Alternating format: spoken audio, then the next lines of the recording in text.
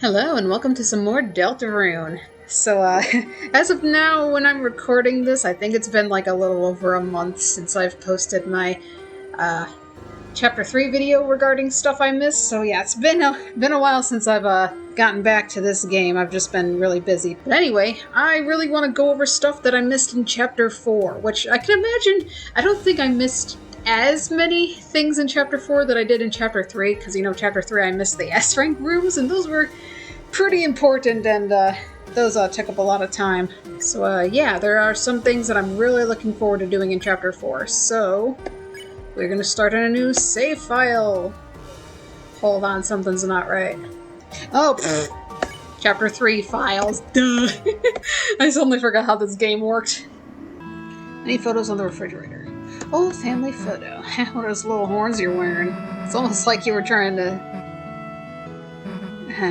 Yeah. And then I think you can click on it again. Chris, you better be nice to your mom. Seriously, you ever make her cry and all. Aw. I love how much Susie looks up the tutorial, and it just makes it all the more heartbreaking on the end of this chapter when Susie sees tutorial drunk and everything. Oh yeah, I never thought to actually interact with the TV. It's a TV. Its antenna was broken, but it's been taped up. Right, before you sealed the fountain, we managed to find Tenna in the Dark World. He was barely alive, but the Pippins and Shadow guys told me how to fix him. So I tried patching him up. Hope it worked out. Your mom kinda wants to throw him out, though. Let's find a new home for him fast, okay, Chris? Yes, but instead of immediately giving him to Mettaton, I'm gonna go to the Dark World, because Tenna actually shows up in the Dark World before you give him away, and I love that. But it's understandable why I missed it, because I was, like, really focused on doing everything in Hometown before I went to the Dark World, so yeah. But that'll be something I'll do later. The bottom of these two sweet, sweet cups of juice! Yay! I love their friendship so much. They're just so chaotic together. Church flavor. Anyway, you go right. Yeah. I'm actually curious about some of the juice combos you can do. Just do red juice. Juice added. Glass is 100% red. Drink name: Blood of Power. Dang. Sounds edgy. The color of justice. Drink name: Mystic Nectar. Interesting, okay. And the 50-50 was, try this, it's orange juice. Wasn't this a Alphys's juice combo? Sunset Requiem. Holy freaking cow, my man. Just calm down your car.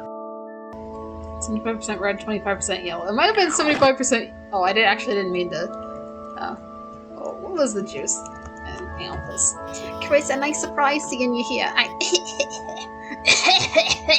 Darn, I need a drink. I'm going crazy. Darn, I need a drink, but Susie's over there. And if I go make my, it's 25% red and 75% yellow juice combo, I know she'll make fun of me for it somehow. Well, boo-hoo, who cares? Whoa, nice juice combo, looks cool. What is it called? Juice, there's no reason to get more. Well, gosh darn it! My throat is parched. Chris, you see my special combo drink recipe? Yeah. And it sure looks tasty.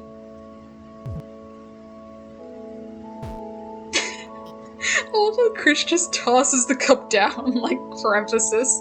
Like, yeah, I just did that, so what? I actually don't know if, like, there's some sort of consequence for doing that in the future, but... Oh well. Did you want to talk about something? Yeah, because it's like you could still talk to her anyway, but whether you give her the juice or not. I had just assumed in my first playthrough that if you didn't give her the juice, she wouldn't talk to you. Oh yeah, this is a shelter. Why would you want to go in there? I went with the smart option, but we'll do this one instead. Put hay inside new house for Susie. Huh? Like she's some kind of horse? Wouldn't she just eat the hay? Oh wait, let's not seriously go into this topic. That being said, Chris, I don't think you should try to go in there by yourself. The shelter, it's a place for people to survive an emergency, right? But ever since I've moved here, it's been closed for some reason. It makes me wonder if, even if there was some disaster, whatever's inside there might be worse. Of course, maybe this should might be Anoya speaking, but I will say I've only ever seen a couple people head over there. Yeah, and then the mayor, yeah. Anyway, yeah, the fact that the shelter's been closed off ever since Alphys moved there, I wonder, did Alphys move to hometown before or after Dessa's disappearance? I feel like Dessa's disappearance is very, very much linked to the shelter. Like something, I've seen comics where like something terrible happened inside the shelter that Chris had witnessed, and then that led to Dessa's disappearance or something. So maybe that's why the shelter is closed off. But yeah, I don't know, man. Chapter 5 can't come soon enough. I'm just glad it's coming next year. This is when I did Asgore a second time. I noticed in my Let's Play I forgot to do a lot of dialogue options twice, which that's my own fault. I should know, in a Toby Fox game you have to check everything twice. The poor man. It seems the angel has made a difficult path for him. Interesting. There'll be other interesting stuff with Asgore later that I missed. And holy freaking crap, knowing that Chapter 5 is very much likely going to be focused on Asgore, which is just... oh, I'm looking forward to it. Chris, I don't know what you're experiencing recently, but Chris, please look to the angel for guidance. I will pray for you as well. I'm still very suspicious of why he was just quick to immediately dismiss the shelter. Chris, stay away from the shelter. Oh, he's just outright saying that. Okay. Interesting. I know Alvin knows more than he's letting on, it seems. I wouldn't be surprised if he was in... well, I mean, maybe he's not aware of the knight's existence, but if the knight is Carol, and well, it seems that Carol is in cahoots with the knight, it seems like Alvin is probably in cahoots with whatever Carol's planning, or something. Just, yeah. This whole town, man, it's got a suspicious vibe to it. You gotta know, like, who's on your side in this town and who's not. It's like, what the crap? Asgore? Oh yeah, I am grateful for your wife's carols. I never noticed this in my first playthrough, that Rudy corrected Toriel when Toriel said your wife. Like, something's happening between Carol and Rudy, it seems, that, like, they're not on good terms, or it must really seem that way, because that seems very strange. Oh yeah, the whole I wish your wife didn't support his you-know-what, like, what, Toriel, what do you mean by that? I mean, we'll get hints as to what this you-know-what possibly is later, but goodness gracious, there's just something going on with Asgore, and it's driving me crazy. Hey, if you don't support his you-know-what, that just means we gotta... Chris, please bring up a new topic. I don't know, Mom, I'm very curious about this you-know-what thing that Dad's been involved with. Okay, so apparently I said locked door before. I never said key. So, key. Huh? Key? You don't mean I was singing off-key? Chris, don't tease Noelle. Yeah, or I'll kick your butt. Dad! Rudy. But he's right, Chris. Toriel. Okay, that's funny. But yeah, locked door was the correct thing. Yeah. Clues acquired. Hello, we're at the Chris personal space. Oh, yeah, sorry. That was awkward. And then I didn't see this part. Freak family, your family. Jeez, man, you don't have to be rude about it. I mean, I know Asgore's a weirdo, but don't blame me. Oh yeah, this is after I bring up Undyne a second time with Nafsablook. Honestly, the town seems like a safer place without her.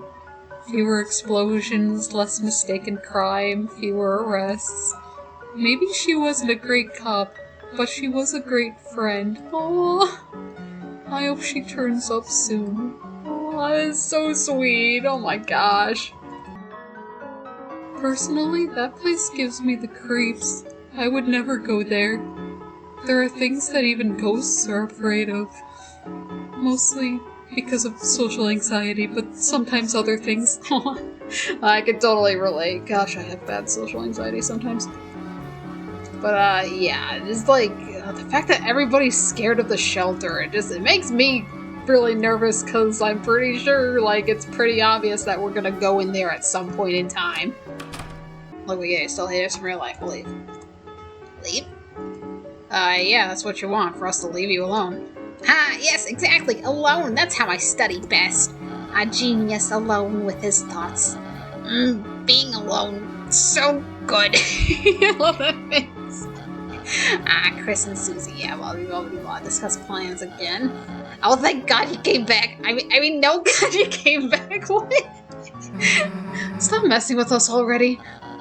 Why must she be so tsundere and confusing? My goodness. I love Birdley. I hope he plays a slightly bigger role again. Not as big as Chapter 2, but I hope he plays a slightly bigger role again in future chapters. No, wait. I can't wait to see what he's gonna be like at the festival. I totally forgot about the whole phone call at Noelle's house. Oh my goodness. Oh yeah, I don't think I talked about the parents. Chris, trying to decide between levitation spell to save parents and immolation spell to turn the tree into blazing pyre. After that, I'll try a bigger ladder, maybe. Oh, I didn't see that. Wait. Chris, careful. You know not the forces you betangle. Well, dang. So comes the beast. And Chris. I'm also really curious as to how Caddy will be in future chapters, since I feel like there's something significant about her saying that Chris and her studied occult together. Because I remember reading a comic, not that I'm saying the comic is gonna be canon or anything, but I remember reading a comic as them doing like a demon summoning spell, and then boom, that's how Chris got our soul and stuff. But yeah. Anyway, I'm just gonna go to the Dark World now. Oh wait, before that, we have 4 eggs. One from one is Temmie's egg. One is from Chapter 1, one is from Chapter 2, and then the one we got in Chapter 3. So we're supposed to have 4. Awesome. Hey, what's with the egg on Birdley's desk? Never mind, I don't want to think about it. Yeah, I wouldn't either. The leader egg is joined by the 3 eggs you found. Yep. Alright, let's go see Tenna. Chris, wait a sec. Let's go get Tenna. Yeah, there we go. Why just bounced on your head? Alright, let's go. Dang, you got a strong head. Also, I'm not gonna do this just yet. We're gonna see the Tenna stuff first, and then it's gonna be time for this, which I'm really looking forward to this. Oh yeah, here we go. Hey, it's my boy. He shrunk to fit the room. This room is funky and funny. It may not be my forever home, but for now, wow, you're a great host. Wow, we just suddenly just grew in size. Not as great a host as me, but what can you do? Yeah, love that funky dance, never gets old. Aren't you normally way bigger? Everything's bigger on TV, kid. Please find someone to adopt me. Don't worry, man, we will. And then, of course, the typical lamp. The TV guys shall notice my brilliance any day now. Gee, what a stupid-looking lamp, folks! Like, the lamp itself is stupid! It also has... it also has a small butt! What did thou say about moi? You heard it, buddy!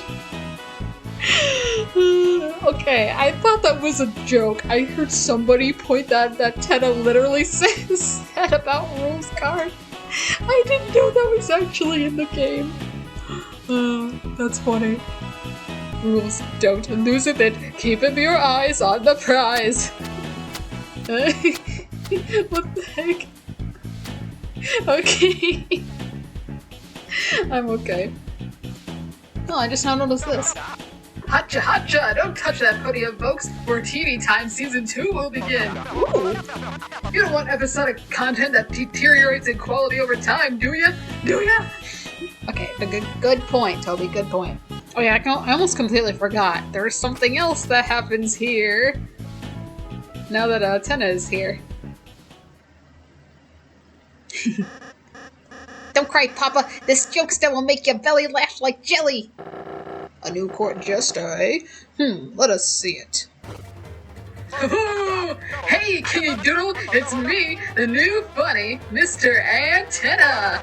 I can do dances, prances, practical jokes, clean your son's ears. What ears? He looks all amused. Hey, what do the playing cards say to the television? Leave. Oh,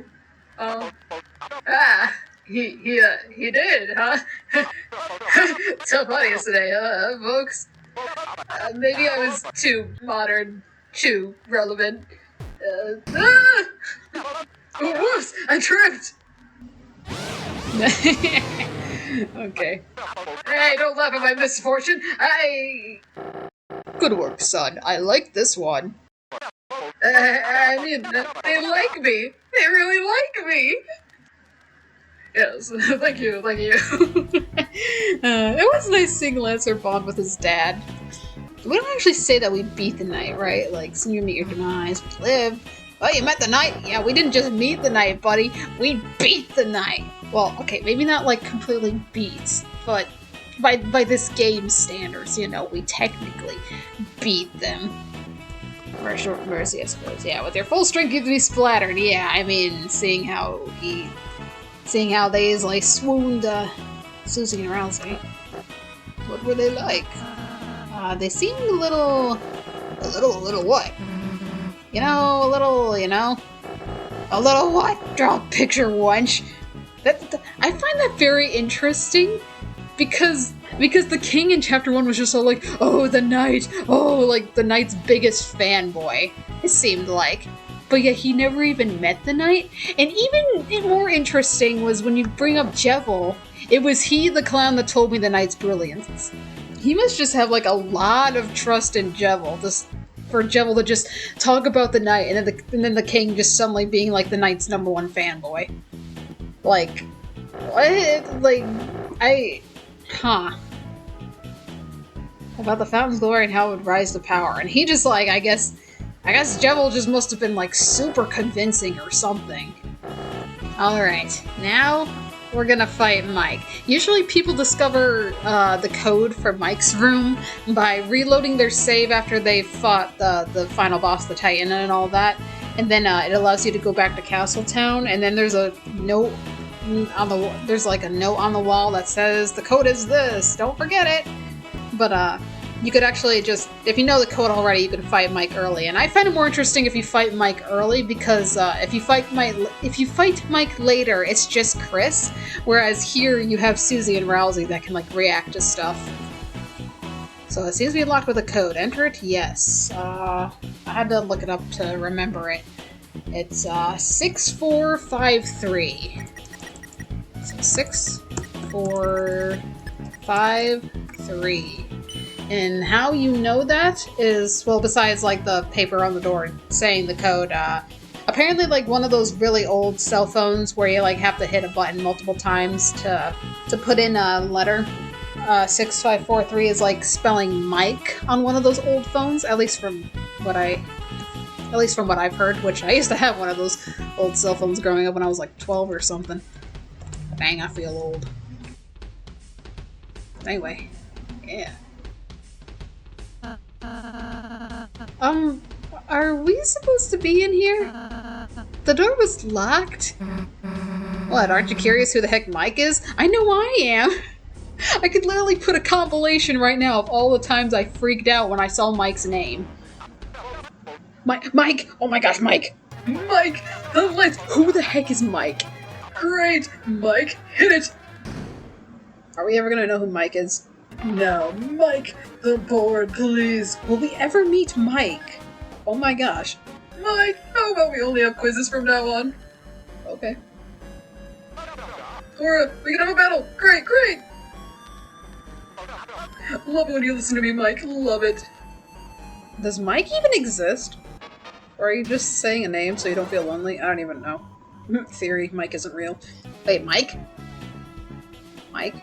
Mike? Mike? Mike? Hold on, I need to process this. You sure got mentioned a heck of a lot. Exactly. Maybe just a peek. Yeah, I know, right? Statue. It's a cat statue. It's a statue, it has cat ears. Pet it. Meow.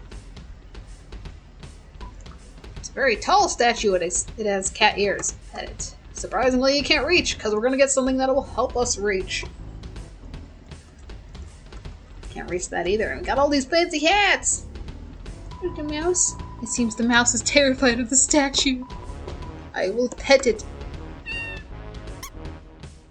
Yay! You saved the mouse from the cat statue. It considers you its hero. The mouse transforms from admiration. And now you can control this with the mouse. And it's gonna be so weird trying to use the arrow keys and the mouse at the same time. Chris, it looks like you can move the mouse. Or, Chris, it looks like you can use the mouse with the mouse. Now this is where I wish you could use the arrow keys to move around, but also use WASD. I really wish you could use WASD, because then that would make using the mouse and moving a lot easier. But oh well, I'll make this work. We got a hat. Want a top hat? Yeah. Nyeh. Nyeh. Nyeh. Sweet. Whoops. Oh yeah, we look so goofy. Got another hat. And, hold on, it's getting very confusing. You get the hat with the bow, because you're so adorable, and you get that. You get that. No, not me, no, you. No, sir. There we go, yay! Put you. No, put my hat back on. There, hold on. Gosh, so confusing. You opened the treasure chest, inside it was TV dinner. Speaking of which, I haven't looked at what... Oh, that's right. I used up a lot of stuff when I, fought the knight. So, yeah. Anyway, yay, we got our nice hats, and then they vanished. Oh. Meow! Meow, meow, meow, meow, meow, meow, meow. It's cats. Oh, is my mic not... Hold on. Save. I think you'd go to this. It's a mysterious microphone-shaped crystal. Peering into the crystal ball, the thoughts of microphones cross your mind. Mike, the microphone. Why is hold on. Why is the microphone not working here? Okay, which one? That's this one, right? Oh, it was connected to the wrong thing. Well, it's a good thing that OBS recognizes the mic I'm using, and so okay. Why is it delayed? I don't like how it's delayed. Also, I need to adjust the sensitivity because, like, dang, it like goes red really fast. Okay, I reloaded my save, and I was not talking that loudly, and yet it was dang, my microphone is like really sensitive or something. Or maybe I'm just sitting way too close to my laptop screen or something. I have no idea. I'm gonna back up just a little bit. But anyway, yeah, I feel like there's still like a very slight delay, but oh well, I'll work with it. What's happening? Hey, the heck are you doing in here? Didn't you read the door? Yeah, it said Mike. No, it said Mike. Yeah, it said Mike. And you still went inside? Oh, what, you think you're Mike or something? Yeah, we're Mike. Wrong. Are you getting this? You hearing yourself yapping, your room noise, air check? No, mic check. There's only one real Mike.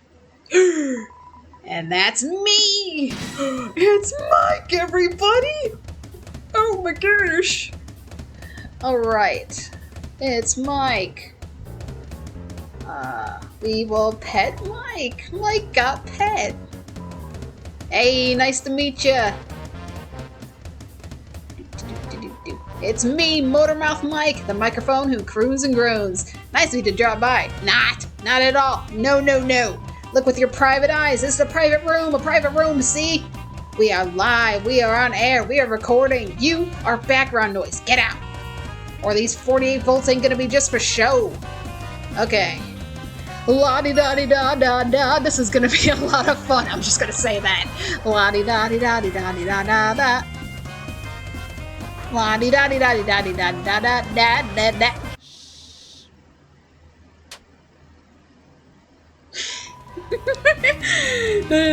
You're gonna watch me. You're gonna listen to me go crazy on this. Mike combs his head back. I'm gonna pet you again, Mike.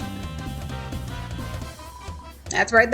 It's me, Mike. Always has been, always will be. They call me Motormouth because I never stop talking. Ever. I'm sure you heard me. You did, didn't you? You can't tune me out. No siree. Yes siree. I'm always on the air, in the air, all around you, even within you. Friend inside me. Mike inside me. Now get out. Rude. La-di-da-da-da-da-da-da-da-da-da-da. Oh. That was my bad. Normal volume. Normal volume. Normal. Okay. That was my bad. The first thing. Everybody's dancing. Mike is definitely a microphone. Mike got pet. Mike all day, Mike all night. I'm the best and most beloved. Tenna's favorite. Always there for him. Never not there. I'm always there. Never not.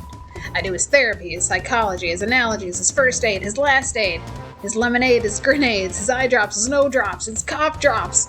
I tuck him in at night, play his bedtime programs, I sing his theme song, and most of all, I record everything he ever says. And even some things he never says. Now get out! I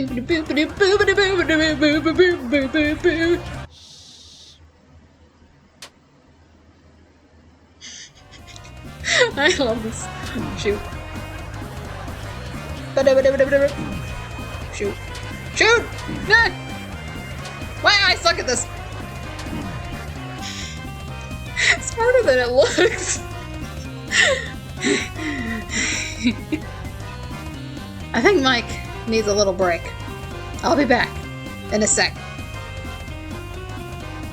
It's Mike! Mike seems to be a little too into the jazz music. I love Cat Mike. He's just grooving. I'm gonna pet Rousey. What? The mouse was bitten. Wait, what? Touch me and you'll lose a finger, dummy. What the heck? I thought Susie was mad that I pet Rousey at first. Oh, I gotta pet the cats! I forgot about this. Cat petters. I need to stop.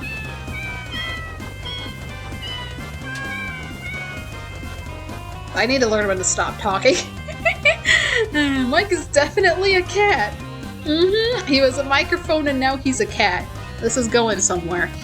Pet the cat! Mike got pet! Hey, don't look shocked. It's me, Mike. Mike, who famously loves to talk. I'm gonna talk right now. Listen. Did you hear? That was great, right? Real verbose. Shoot.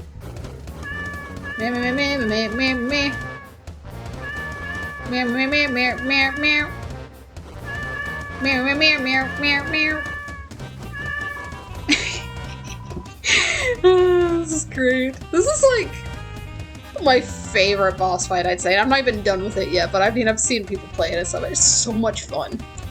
Mike seems to be a little tuned to the jazz music. I'm gonna pet Susie.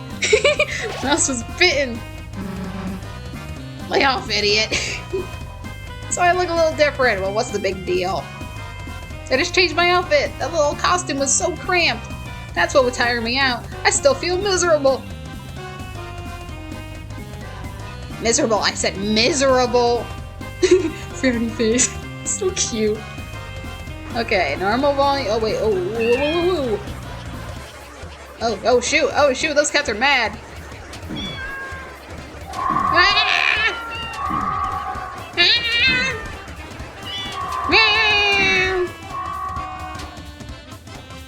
Like cats in real life. Jeez.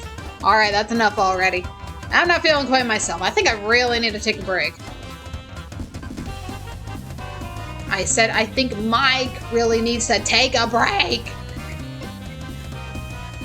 Another Mike? Mike considers manipulating the volume. Wonder what's up with this Mike? A pet Chris. And that's offering you a fruit bonus. Oh, heck yeah. Apple. It was effective. Nice to meet ya. It's me, Big Mouth Mike. They calls me that because I don't shut up, see?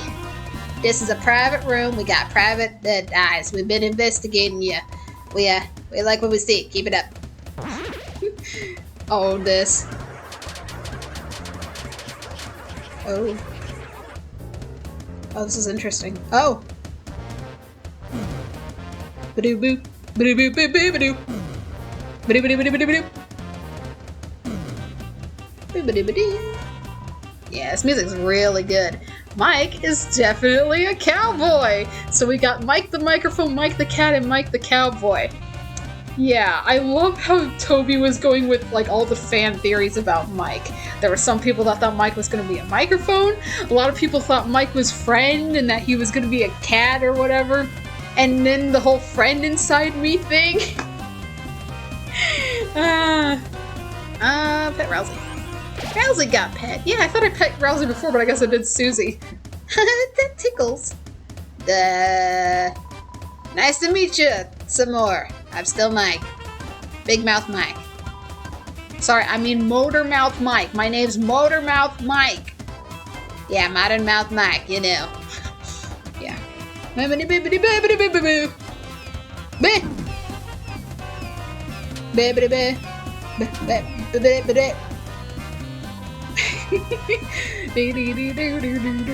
Okay, Mike started manipulating the volume. You know, I'm gonna pet you. Mike got pet. I love how they always blush when you pet them. Nice to meet you. Some more again. It's me, Modern Mike, and my mouth is big because I talk a lot.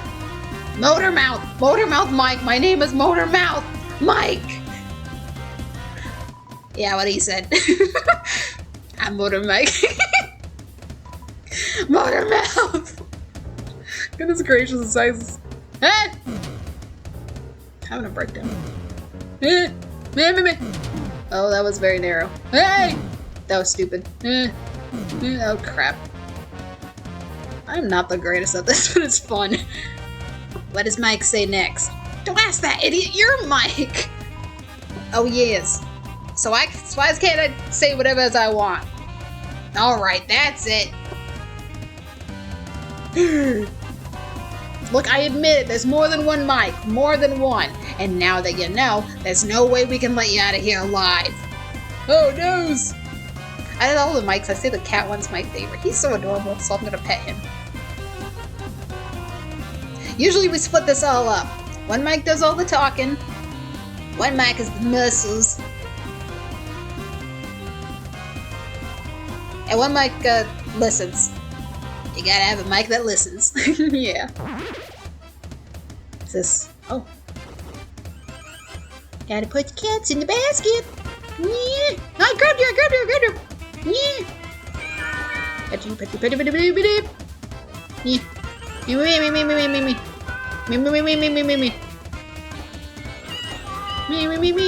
Yeah. Me. Okay. Sounds like feedback. I'm gonna pet Susie again. Just no comment. Everyone thinks there's only one mic. One. But there ain't. There's a 2. 3. Sorry, I forget him because he doesn't talk. Fair enough. Me.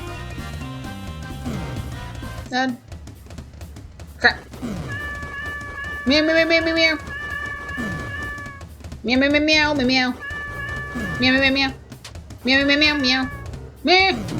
Crap. Meow.